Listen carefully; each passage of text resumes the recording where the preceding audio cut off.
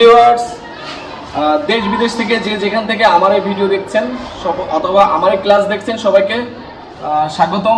আজকের ক্লাসে আমরা শিখব কিভাবে অ্যাফার্মেটিভ সেন্টেন্সকে নেগেটিভ করতে হয়। আমরা সাধারণত জানি যে প্রত্যেকটা সেন্টেন্সকেই আমরা অ্যাফার্মেটিভ নেগেটিভ করতে পারি। নেগেটিভ সেন্টেন্স কিভাবে আমরা চিনব? বাংলায় যখন আমরা কোনো সেন্টেন্স বলি তখন সেন্টেন্সের মধ্যে না কথাটা যখনই আসবে তখনই এটা নেগেটিভ হবে। তো নেগেটিভ করার জন্য আমার প্রথমত কিছু প্রিন্সিপাল ভার্ব দেখে নিই। যেমন এখানে আছে গো, যেমন প্রিন্সিপাল ভার্ব প্রেজেন্ট ফর্ম আছে গো, পাস্ট ফর্ম আছে ওয়েন্ট, পাস্ট পার্টিসিপল আছে গান। আবার এখানে আছে কাম, কেম, কাম। এটা যদি কোনো সেন্টেন্সের মধ্যে থাকে তাহলে এই প্রিন্সিপাল ভার্বকে কখনোই সরাসরি আমরা নেগেটিভ করতে পারবো না। আমাদের প্রিন্সিপাল ভার্বটা যদি প্রেজেন্ট টেন্সে থাকে অর্থাৎ প্রেজেন্ট ফর্মে থাকে তাহলে আমরা নেগেটিভ করার সময় আমাদেরকে সাহায্য করবে to do verb. To do verb সাহায্য করবে। এখন যখন আমরা দেখব আমাদের ভার্বটা প্রেজেন্ট ফর্মে আছে তাহলে আমরা ডু ডাজ বেছে নেব নেগেটিভ করার জন্য। ডু ডাজ বেছে নিব এবং ডু ডাজ এর পরে একটা নট বসাবো। যদি আমরা দেখি আমাদের সেন্টেন্সের মধ্যে ফার্স্ট ফর্ম আছে, ফার্স্ট ফর্ম কখনোই নিজে নিজে নেগেটিভ হতে পারে না। প্রিন্সিপাল ভার্ব কখনোই নিজে নিজে নেগেটিভ হতে পারে না, তাকে অবশ্যই অক্সিলারি ভার্বের সাহায্য নিতে হয়। তখন আমাদের নেগেটিভ করার জন্য ডিড আসবে এবং ডিড এর পরে একটা নট বসাইতে হবে এবং মূল ভার্বের প্রেজেন্ট ফর্মটা বসাইতে হবে। তো আমরা এখানে আরো কিছু ভার্ব দেখতে পারি যেখানে আমাদের টু বি ভার্ব আছে, যেমন am, is, are, was, were। তারপর এখানে আছে have, has, had। এরা কখনো যদি কোনো সেন্টেন্সের মূল ভার্ব হয় তাহলে একে নেগেটিভ করার জন্য আমরা শুধুমাত্র এই অক্সিলারি ভার্বের পরেই নট বসাইলেই নেগেটিভ হয়ে যাবে। আমরা চমৎকার কিছু এক্সাম্পলের মাধ্যমে আরো ভালো করে দেখতে পারি। আমরা এখন এক্সাম্পলের মাধ্যমে নেগেটিভ করার চেষ্টা করব। আমরা এখানে কিছু সেন্টেন্স লেখা আছে, এটাকে নেগেটিভ করার চেষ্টা করব। প্রথম সেন্টেন্সটা, the man helps the poor.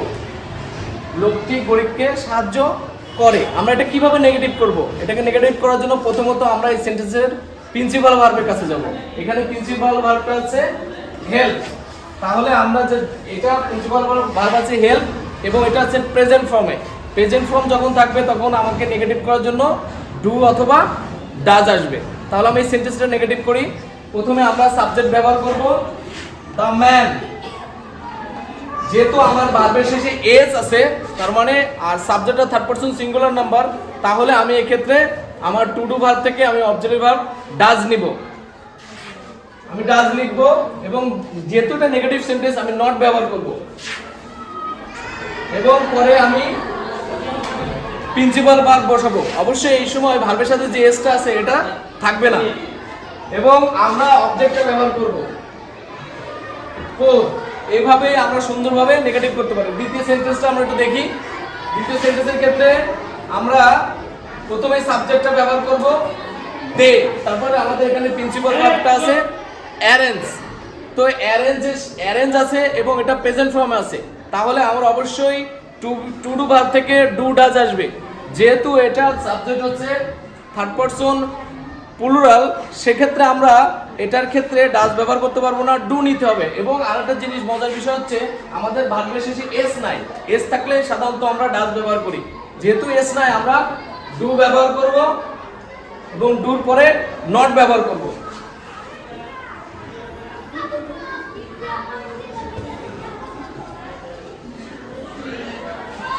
তারপর মূল ভার্বের প্রেজেন্ট ফর্ম অ্যারেঞ্জটা লিখবো এবং তারপরে অবজেক্টটা বসাই দিব। তাহলে এইভাবে আমরা নেগেটিভ করতে পারি। নিচে আরেকটা সেন্টেন্স আছে, এটা একটু ব্যতিক্রম। এখানে প্রিন্সিপাল ভার্ব হিসেবে আছে অক্সিলারি ভার্ব। অক্সিলারি ভার্ব এখন প্রিন্সিপাল ভার্বের অবস্থান নিয়েছে। আমরা এটাকে নেগেটিভ করার জন্য কি করব?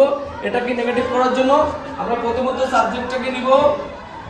যেহেতু ইজ একটা অক্সিলারি ভার্ব তাহলে আমাকে টু ডু ভার্বের সাহায্য নেওয়া লাগবে না। এক্ষেত্রে আমার যেহেতু সেন্টেন্সে অক্সিলারি ভার্ব আছে আমি অক্সিলারি ভার্বের সাথে নট বসাই এটাকে আমি নেগেটিভ করতে পারবো। সেন্টেন্সটা হচ্ছে হি ইজ এ স্টুডেন্ট। সে হয় একজন ছাত্র। সে ছাত্র হয় না, সে একজন ছাত্র না। তাহলে সেই ক্ষেত্রে আমরা কি ব্যবহার করব?